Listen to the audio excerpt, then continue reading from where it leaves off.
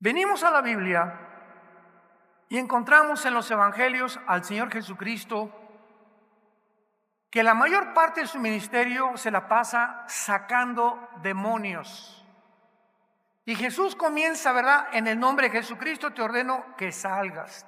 Y salían estos espíritus, reconocían el poder de Jesucristo, y Cristo nos deja un escenario y un panorama en la Biblia donde tenemos que abrir los ojos que no somos los únicos en este planeta.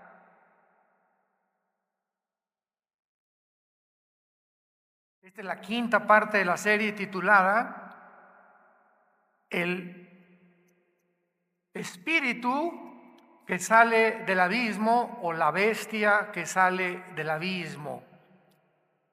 Y antes de leer esta porción en Apocalipsis capítulo 11, rápidamente, este es un estudio, una serie de la quinta parte, en la que estamos tratando de profundizar bastante, tanto en el libro de Daniel como en el libro de Apocalipsis, respecto a la realidad física que nos rodea y a la realidad no física que nos rodea. ¿Qué quiero decir?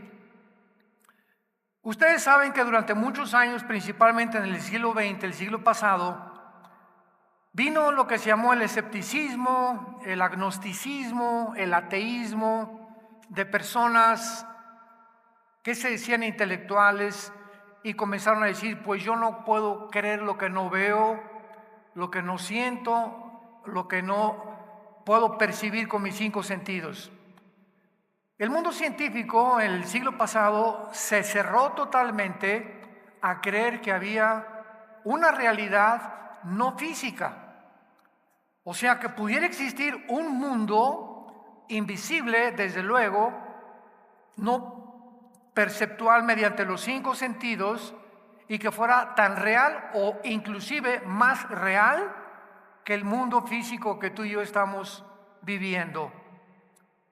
Entonces vino, por ejemplo, en 1954 comenzó con el descubrimiento del ADN, el ácido desoxirribonucleico, que a través de los microscopios electrónicos, no se pueden ver a simple vista, los científicos, el doctor Crick y el doctor James Watson, les dieron el premio Nobel de Medicina, 1954, por haber descubierto esta molécula. De 1954 a 1960 aproximadamente, estamos hablando como de 6-7 años, más del 50% de los científicos ateos dejaron el ateísmo y comenzaron a reconsiderar que realmente no podemos cerrarnos y ser tan tontos de creer que somos las únicas personas en el universo. Y que el hecho de que nuestros cinco sentidos no alcancen a ver, a oír, a sentir cosas, no significa que no existan. Y luego la tecnología comenzó avanzando y ahora estamos, y estoy hablando de un año para acá, han tenido 3 reuniones en Estados Unidos para poder examinar a pilotos, astrofísicos, pilotos de vuelos comerciales, ex astronautas, acerca de una realidad no física que son los famosos objetos voladores no identificados o los ovnis. Y en estas, lo puedes ver en estas entrevistas que han tenido los científicos en internet, en la Casa Blanca, con senadores. Oiga, usted piloto, es una persona decente, íntegra, no son tontos ni de los que se meten a las redes a decir tantas babosadas. ¿Qué testimonio tiene? No es que yo venía en el avión, astronautas como Jim Irwin, que ya murió, fue el primero que dirigió un carrito en la luna, y vimos objetos que volaban a una velocidad más rápido que el Mach 4, Mach 5, que es imposible que ni Rusia ni China puedan tener, menos Estados Unidos, estos aparatos que puedan violar la ley del sonido, la velocidad del sonido. Entonces comenzaron a investigar que había una realidad no física, porque si estos objetos voladores no eran humanos, tenía que haber forzosamente tripulantes manejándolos. No podían ser drones tampoco. Vuelvo a repetir, porque todos los científicos, tanto de Rusia, China, Estados Unidos, etcétera, etcétera, la India, están completamente convencidos de este fenómeno. Entonces comenzaron a adentrarse ya a reconocer que existe una realidad no física. Damas y caballeros, santos de Dios, tenemos un libro que se llama la Biblia, que es el único libro de todos los billones de volúmenes de literatura que existen en el mundo.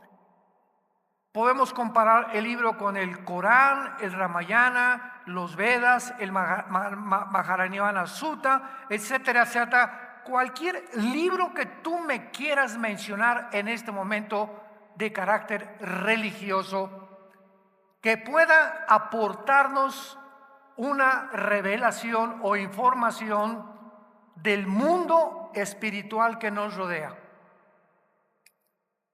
Venimos a la Biblia y encontramos que nos corren las cortinas, Dios, en la Biblia, de que la existencia de un mundo invisible, imposible de captar por los 5 sentidos humanos, existe.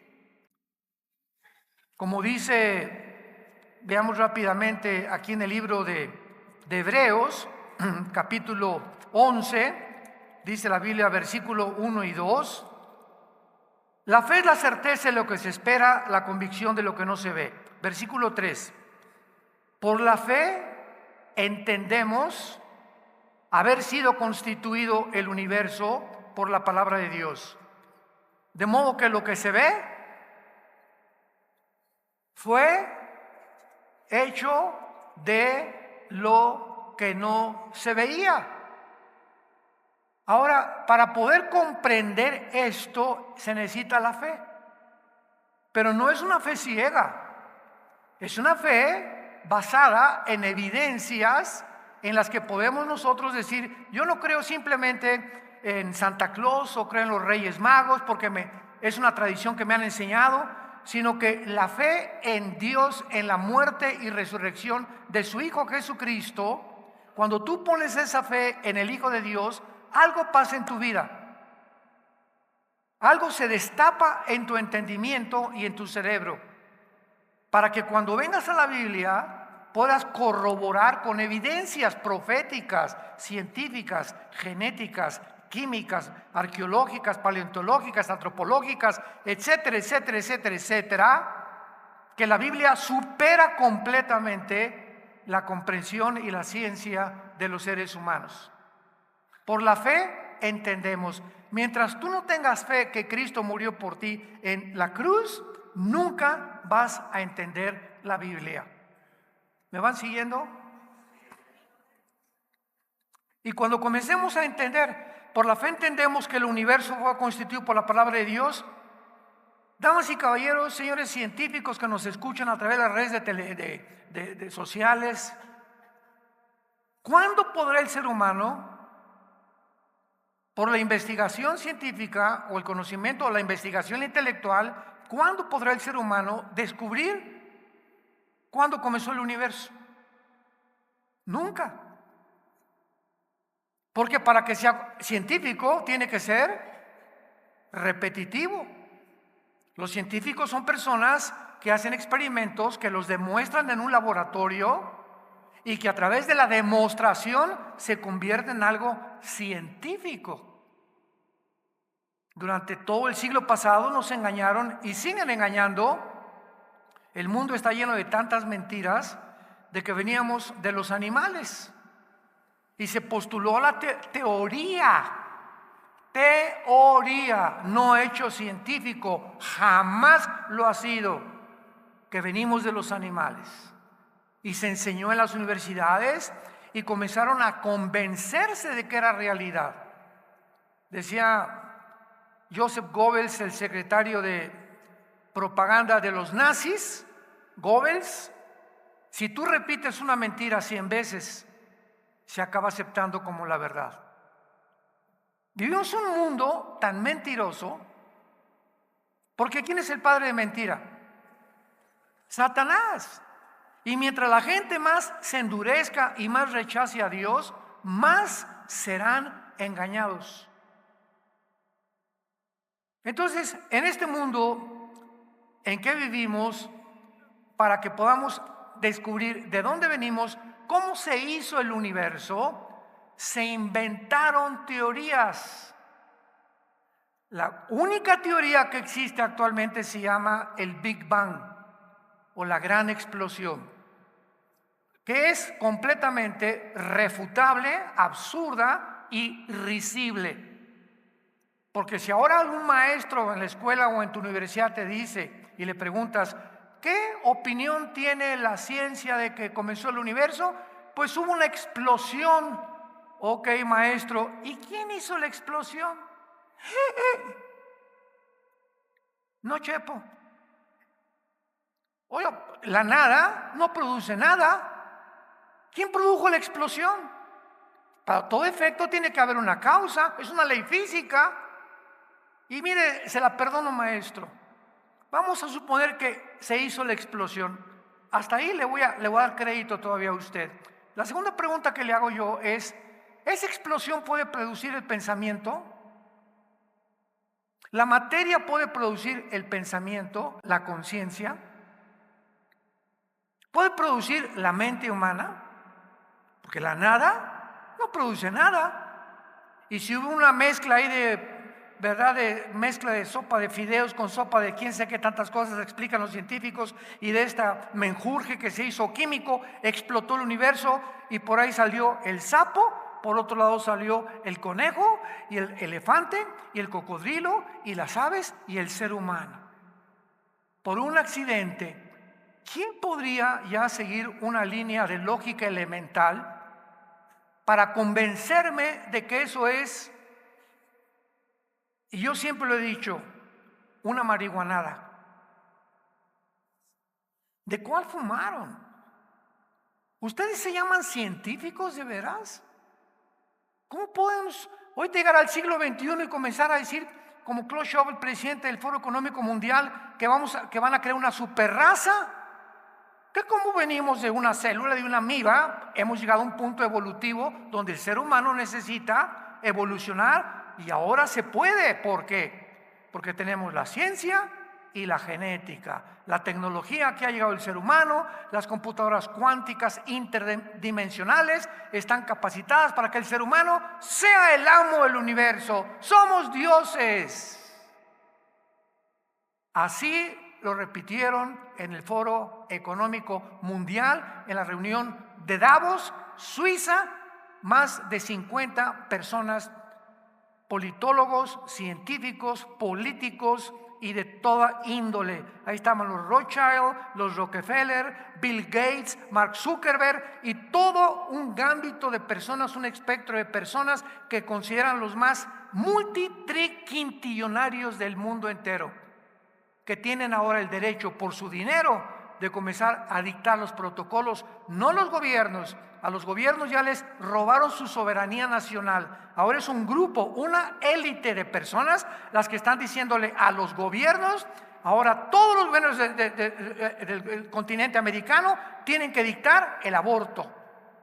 Y en México hace una semana se acaba de penalizar el aborto. Y lo aceptó México, Nicaragua, Argentina, Bolivia, etcétera, etcétera. Desde luego que Nicaragua, Ecuador, Venezuela, Cuba, ¿desde cuándo? Pero a todos los gobiernos se tienen que someter.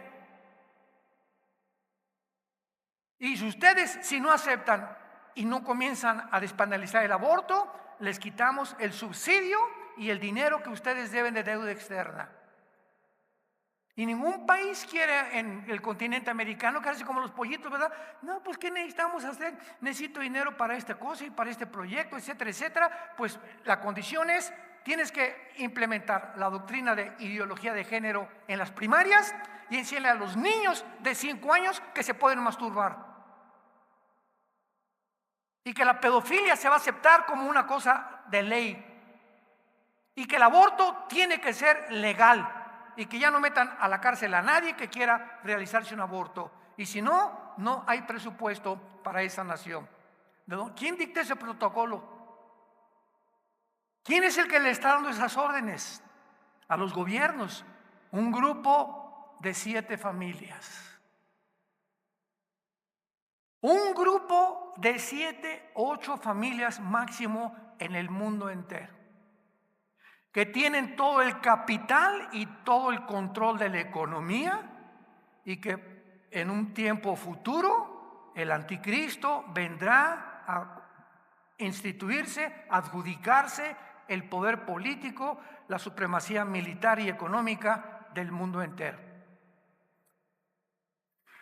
Venimos a la Biblia y encontramos en los evangelios al Señor Jesucristo que la mayor parte de su ministerio se la pasa sacando demonios, sacando espíritus que la gente decía que eran fantasmas, los Cherokees, los Sioux, los Apaches, los indígenas que fundaron Estados Unidos, creían en los espíritus nada más. Pero venimos a la Biblia y vemos que Jesucristo ve a la gente, no como tú y yo la vemos.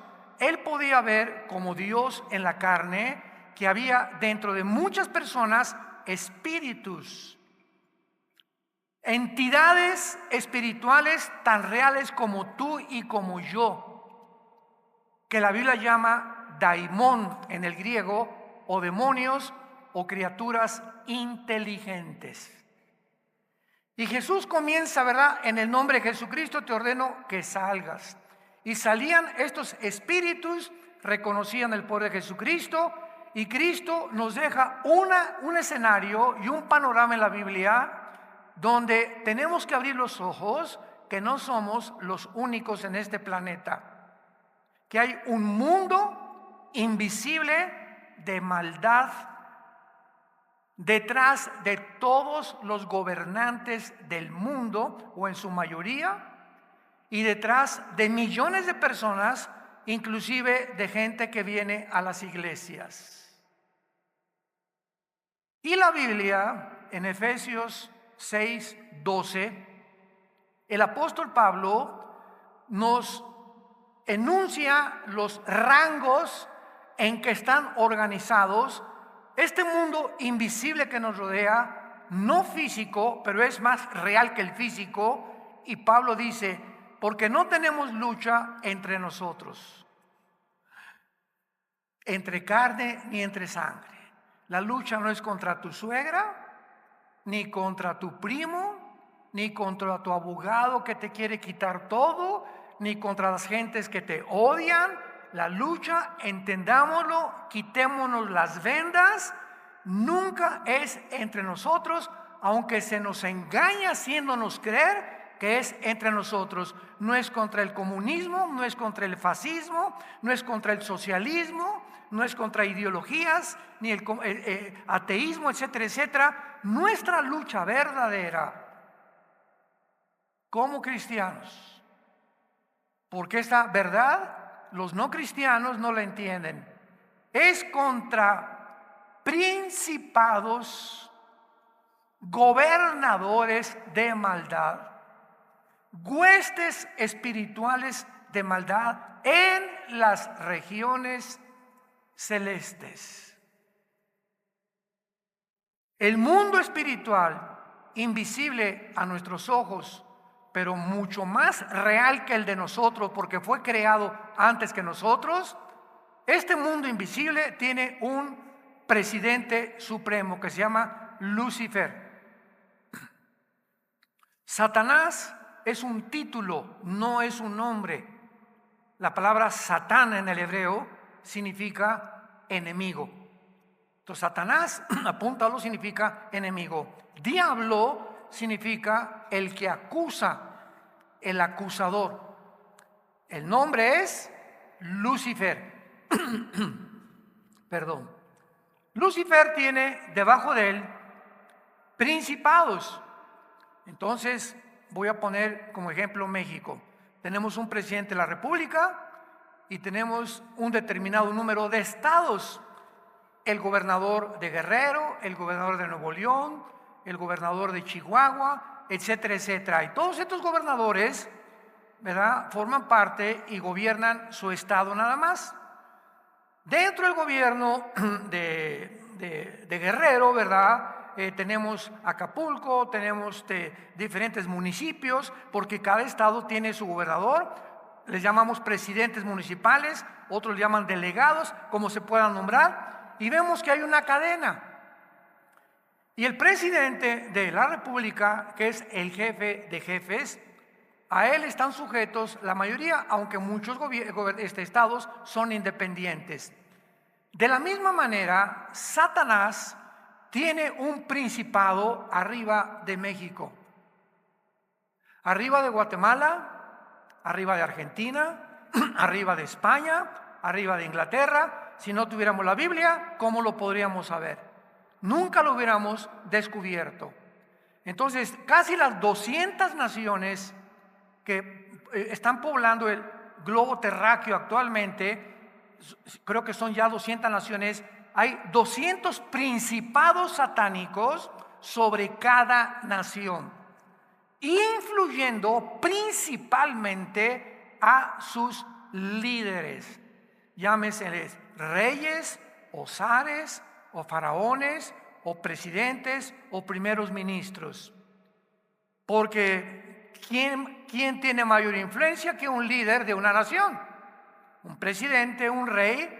Él ordena los protocolos, qué han de pensar, qué filosofía, qué religión va a tener. Los millones de personas que forman una nación, el que dirige todo es la cabeza. Entonces, este es el propósito de estos principados: influir en las cabezas para que ellos puedan tener mayor control sobre los demás. Influyendo a las cabezas, pueden controlar a la larga a la nación o al país entero. Debajo de los principados están los gobernadores. Entonces, México tiene un presidente, gobernador de Guerrero, y entonces todos los municipios o las alcaldías tienen también dirigentes satánicos. ¿Me van siguiendo? Y los que hacen el trabajo sucio, los peones, son los demonios. Son los que se meten a la gente. Los ángeles caídos no se meten a la gente, ni los principados. Estos principados, para venir ya entendiendo nuestra serie que estamos, el abismo, la vista que sube del abismo, estos principados satánicos, antes de 1917, porque hasta 1817 se comenzaron a formar los estados. Hasta 1817, o sea, estados territoriales divididos a través de gobiernos. Pero en toda la antigüedad encontramos reinados, reencontramos imperios.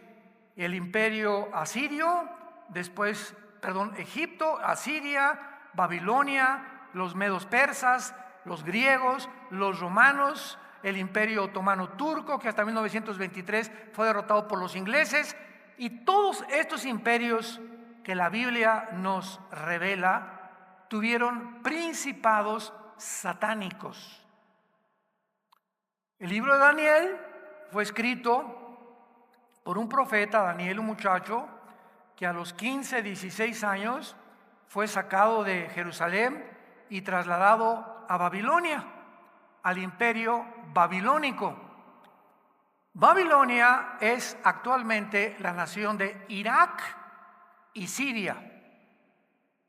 En el Antiguo Testamento, Irak y Siria eran dos provincias, dos territorios unidos. Se le llamaba la Mesopotamia porque significa la tierra dividida de dos ríos, porque estaban divididos el Medio Oriente del Oriente o del Asia central y media por el río Tigris y el río Éufrates, que sale de Turquía y desemboca hasta el Golfo Pérsico.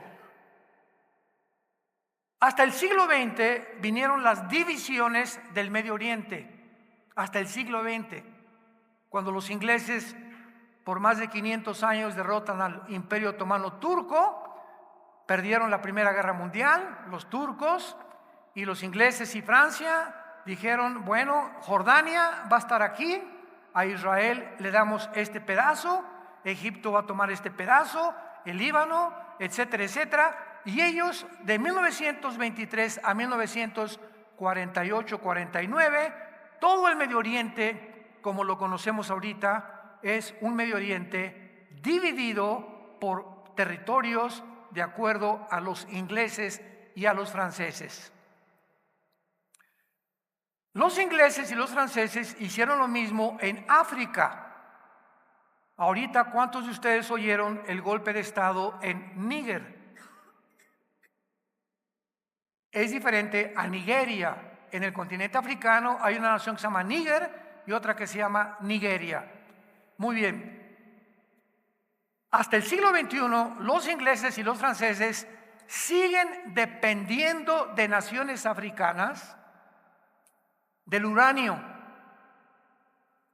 Y ahora que el continente africano o las naciones africanas están viendo que Estados Unidos está cayendo y que hizo un fracaso total para poder impedir que Rusia controlara Ucrania, y los mismos europeos están asustados. Ahora todos como pollitos en el mundo, antes estaban bajo el paraguas de Estados Unidos, porque Estados Unidos tiene 75 años de policía en el mundo, tratando a las naciones, quitándole los dictadores, sacando a narcotraficantes como a Noriega en Panamá, etcétera, etcétera, en Irak a Saddam Hussein, y por todos los Estados Unidos ha tratado mandabarcos, etcétera, etcétera, Irak, etcétera, etcétera. Y ahora que Estados Unidos está comenzando a hundirse, principalmente con la nueva administración del presidente Biden, pues ahora Europa está asustada. ¿Quién nos va a proteger? Y los africanos como pollitos, ¿quién nos va a proteger ahora? Entonces lo que están haciendo los africanos y lo que está haciendo Europa es meterse bajo el paraguas de Rusia y de China. Y es el mundo que estamos viviendo. Y viene una revolución en Níger. Ahora, cualquiera podría decir, oiga, pero África es una historia de golpes de Estado. Marruecos, Libia, etcétera, etcétera, Sudán, Etiopía, pero en Níger pasó algo que nunca había pasado, que hace menos de un mes vino este golpe de Estado.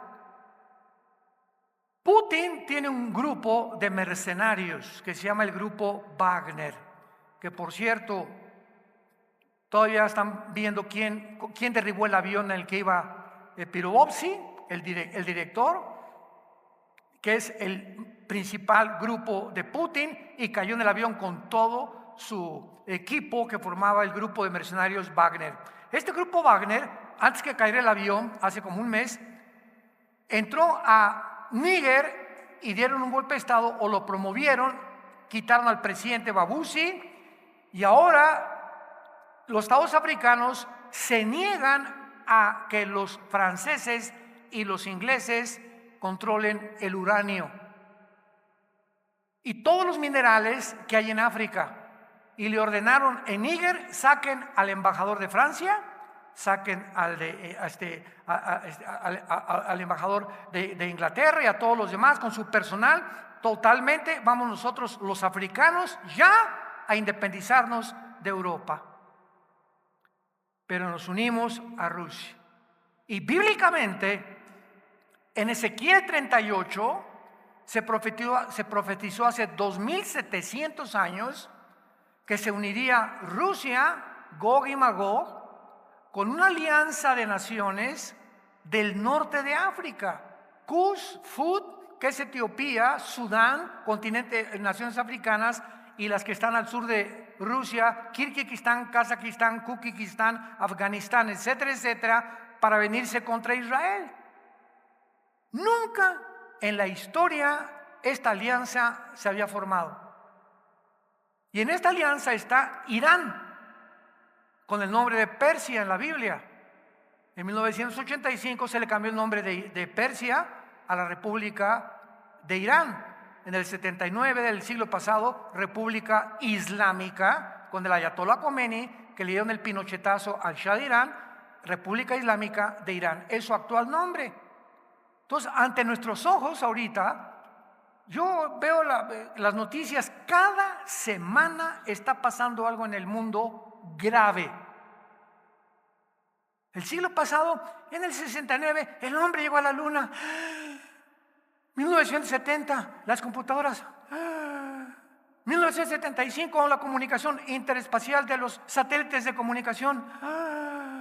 Y luego los chips, y entramos al siglo XXI, y los iPhones, y los iPads, y ahorita todo ya nada nos sorprende. Y de 2015, hace 8 años a nuestros días, cada año estaba pasando, en este año cada semana. ¿Qué quiero decirles a ustedes? Que las profecías bíblicas están convergiendo a una velocidad impresionante. Algo está pasando, y están convergiendo en un punto donde ya se están uniendo estas profecías que eran necesarias para pavimentar el camino al nuevo gobierno mundial. El anticristo no podía salir en un mundo de hace 10 años, ni del siglo pasado. La tecnología tenía que alcanzar el nivel que ha alcanzado, y la ciencia el nivel que ha alcanzado. Inteligencia artificial, transgénero, transhumanismo, computadoras cuánticas interdimensionales, robotismo, todo esto tenía que crecer para preparar el mundo y estar completamente unidos antes de que el anticristo sacara la cabeza, que la va a sacar muy pronto en el mundo. Esta serie que estamos estudiando, La bestia que sube del abismo, así se llama la serie, estoy tratando de orientar a los cristianos de este mundo invisible y demostrar en primer lugar lo siguiente. Apocalipsis 11, versículo 7. Esto fue la introducción. Cuando hayan acabado su testimonio, está hablando que antes que venga Jesucristo, un año tal vez antes, y es la última parte de la semana 70 de Daniel, los 3 años de tribulación, Dios va a levantar primero 144,000 judíos. Estos 144,000 judíos van a terminar, cuando la iglesia ya no estemos aquí, van a terminar la evangelización en la cual la iglesia fracasó. La iglesia termina en el arrebatamiento, en el rapto. La iglesia desaparece. Ese es el final de la iglesia, pero no es el final de Israel. Israel es una entidad completamente diferente a Israel. La iglesia es el cuerpo de Cristo. Seres humanos unidos a Jesucristo por el bautismo del Espíritu Santo, cosa que no existía en el Antiguo Testamento. Sin embargo, Israel rechaza al Mesías, lo crucifican y gritan: la sangre sea sobre nosotros. Se autoproclama Israel una maldición. Y Cristo les grita a Jerusalén, Jerusalén, Jerusalén: ¿cuántas veces vine a reunirte? No conociste el día de tu visitación, pero me volverán a ver cuando digan, y dijo Jesucristo, Baruch Hashem Adonai Eloheinu. Volveré cuando ustedes digan, bendito el que viene en el nombre del Señor. Hasta entonces regresaré por ustedes. Y hasta este momento regresaron en el 48, vino la independencia nacional de Israel, pero Israel sigue en incredulidad. Gracias a Dios que hay miles de judíos étnicos que han aceptado a Jesucristo como su Mesías. Se calcula que hay más de 175,000 judíos en el mundo. Ellos no se llaman cristianos, se llaman mesiánicos, porque creyeron en el Mesías. La palabra cristiano significa pequeños ungidos, que es lo mismo, ¿verdad?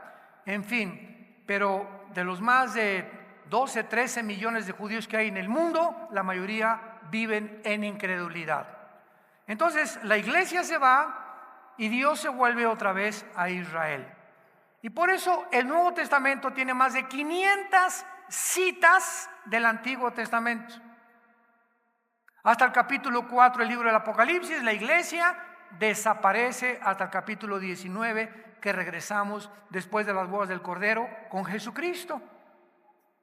Y durante todo este tiempo, los 7 años de la tribulación, es cuando los primeros 3 años levanta Cristo a 144,000 judíos étnicos de las 12 tribus de Israel. Porque repito, la iglesia fracasará en la evangelización, porque la iglesia, de acuerdo a la Biblia, terminará igual que como terminó Israel, en la apostasía. Y así lo dicen todos los apóstoles y lo dijo Jesucristo. Acordémonos de un versículo clave, Mateo 24. Será predicado el evangelio a todo el mundo y entonces vendrá el fin de la iglesia o el fin de Israel. Cuando dice el fin, se refiere al fin tanto de la iglesia como de Israel. Entonces, este fin es cuando venga Él en su segunda venida. Y cuando nos vayamos en el arrebatamiento, el evangelio no se ha predicado todavía en el mundo entero. No se imaginan la cantidad de naciones y los millones de personas que no han oído o que han muchas veces rechazado a Jesucristo. Entonces los 144,000 harán el último avivamiento de la historia, que se encuentra en Apocalipsis capítulo 7. Juan ve una gran multitud de todas las naciones en el cielo. Y allá en el cielo Juan le pregunta a uno de los ancianos, que son criaturas que se encuentran en el libro del Apocalipsis en el cielo: oye, ¿quiénes son estos? Y el anciano le contesta: Juan, salieron de la gran tribulación, todos muertos por el anticristo. Entonces los 144,000 van con ellos, y el último testimonio de Dios al mundo son 2 testigos que casi tal vez 1 año o 2 años antes de que regrese Cristo, Dios los va a levantar. Estos 2 testigos, uno de ellos, sin ningún lugar a dudas, será Elías.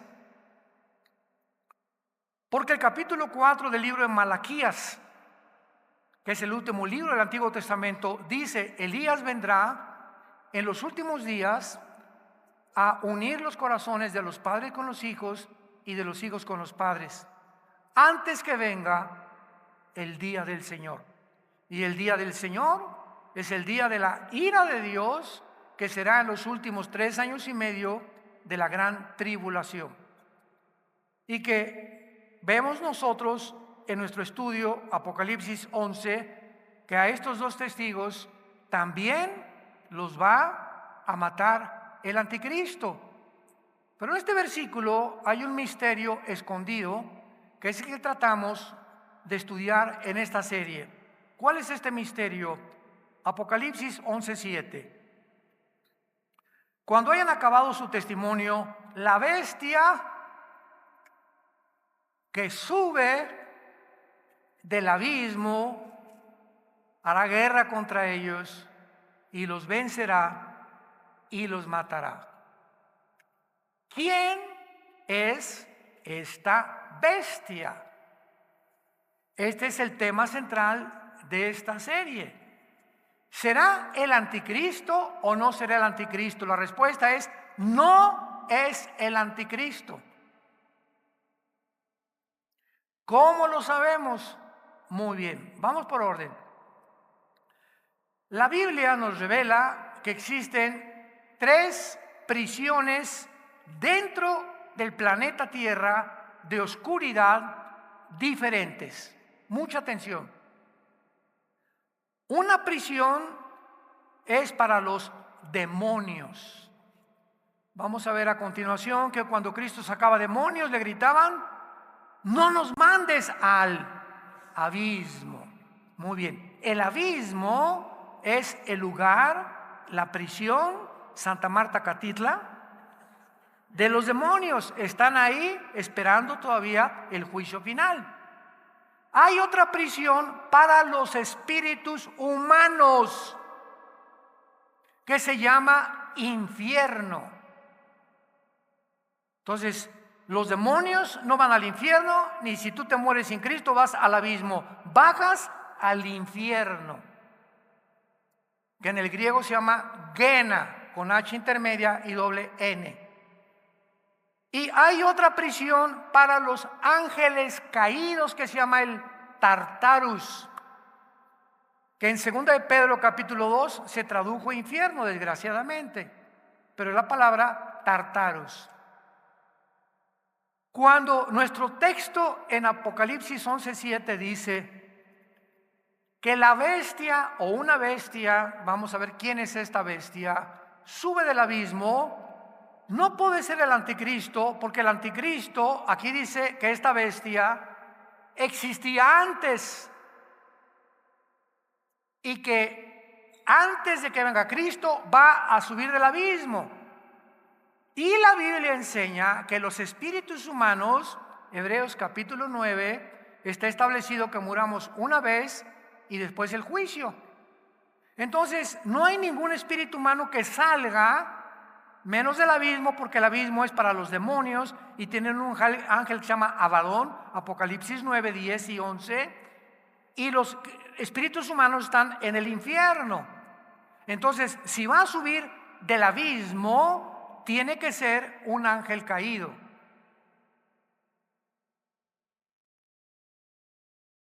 Porque los ángeles y los demonios son eternos. Y va a ser un ángel que estuvo como principado en alguno de los imperios antes de Juan, antes de que se escribiera el Apocalipsis. El anticristo va a ser un ser humano como tú y como yo, poseído por esta bestia. Ya vamos más o menos entendiendo la cosa, ¿verdad? Esta bestia va a entrar dentro del anticristo, como entró dentro de Alejandro el Magno y de Nabucodonosor y de otros imperios y de otros dictadores en el pasado, que cuando terminó su reinado fue recluido al abismo, y va a salir y va a entrar en el anticristo. Y esta bestia va a usar al anticristo como un títere. Es como un guante que tú le metes la mano, ¿verdad? Y lo mueves, y el guante no es el que se mueve, es la mano que está debajo del guante. Entonces esta bestia va a entrar en la persona del anticristo, y todo lo que el anticristo haga lo está haciendo la bestia dentro de él. El poder, la autoridad, las señales y los milagros, la inteligencia y la sabiduría que el anticristo tenga, será porque alguien dentro de él lo está influenciando, manipulando y controlando. Entonces, el anticristo será una unidad, una unión de un ente espiritual y un ser humano. El anticristo tiene que ser un ser humano. ¿Cómo lo sabemos? No puede ser una computadora, no puede ser un imperio, porque el anticristo, Apocalipsis 20, va a ser arrojado al lago de fuego. Y una computadora no la lanzas al lago de fuego, por el amor de Cristo. Jesús, María y José y el burrito que los acompaña. A un imperio tampoco lo lanzas al lago de fuego. Entonces ahí va a estar en el lago de fuego el anticristo. ¿Por qué? Porque va a ser un ser humano con un espíritu condenado eternamente al lago de fuego. El abismo es para los demonios ángeles, el infierno es para los seres humanos, el Tartarus es para los principados caídos desde Génesis capítulo 6. Entonces, hasta este momento ustedes más o menos, con esta introducción de los 4 conferencias que ya anticipan esta quinta conferencia, tienen ustedes ya por lo menos material, los que nos ven por la televisión también, para que podamos continuar desarrollando este tema, la bestia que sube del abismo.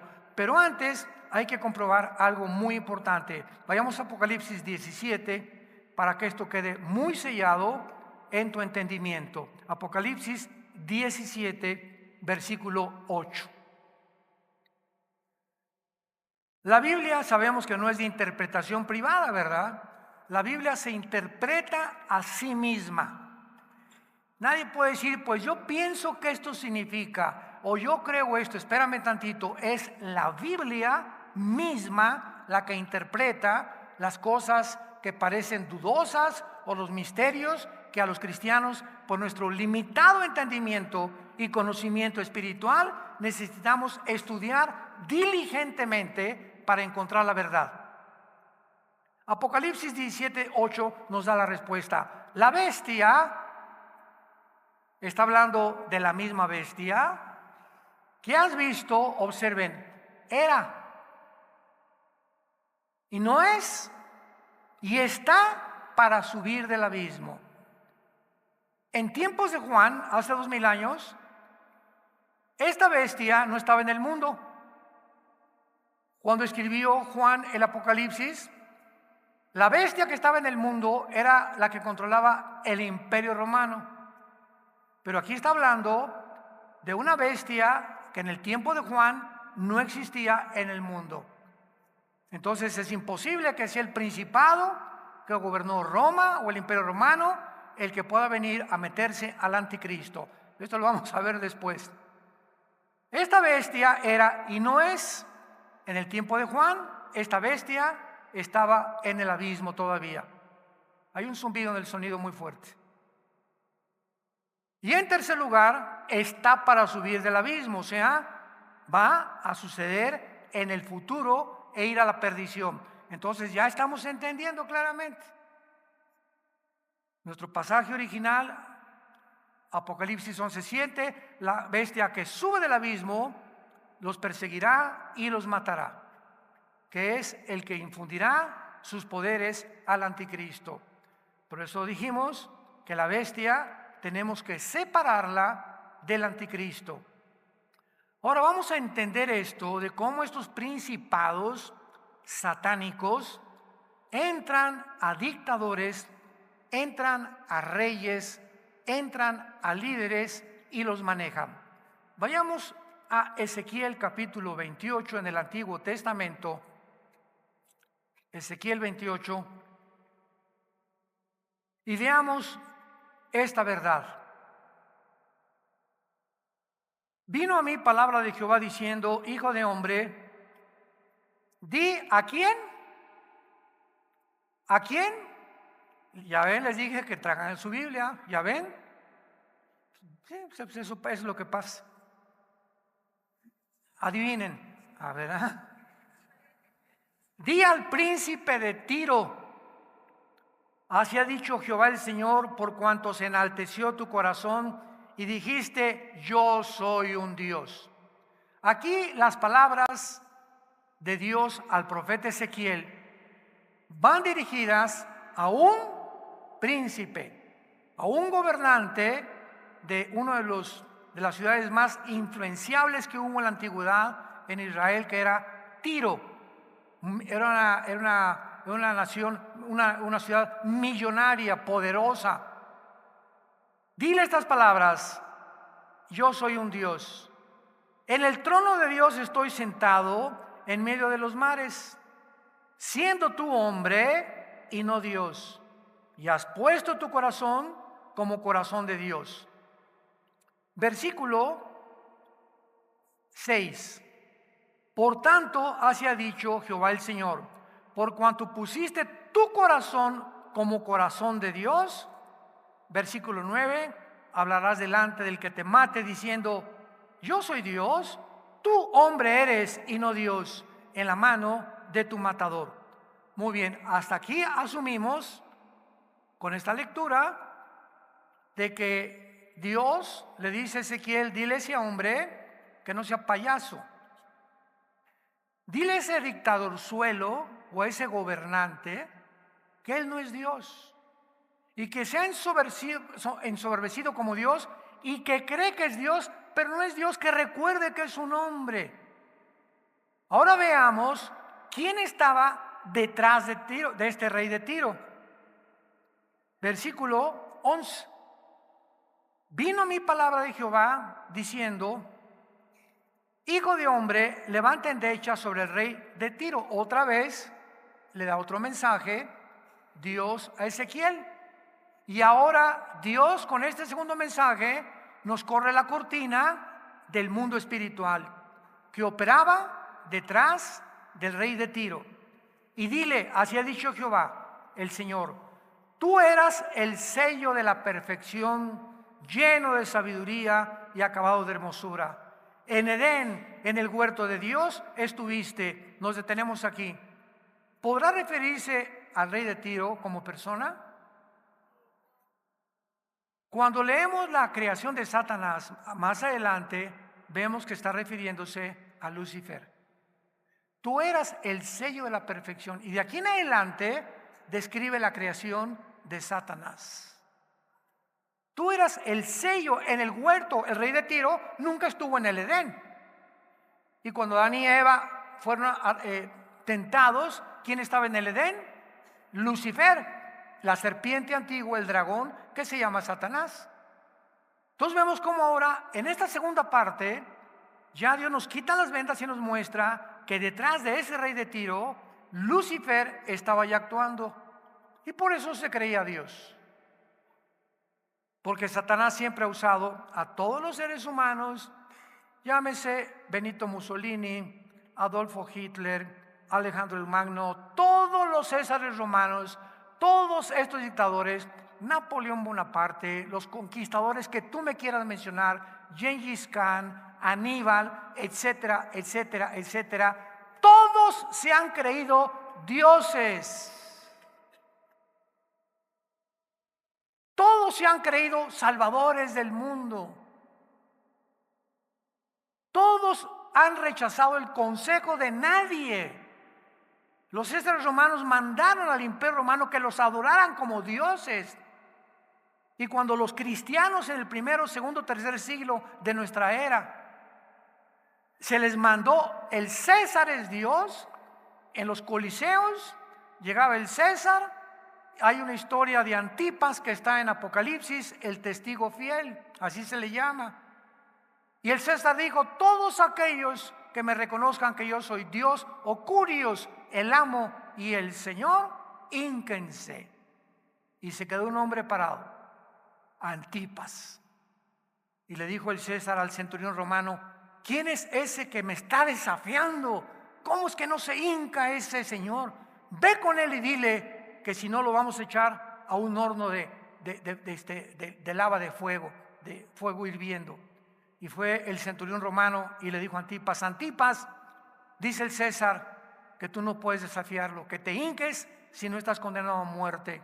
Y Antipas le dijo al centurión: dile al César que solo hay un Dios y un solo rey que se llama Jesucristo. Y fue quemado vivo Antipas.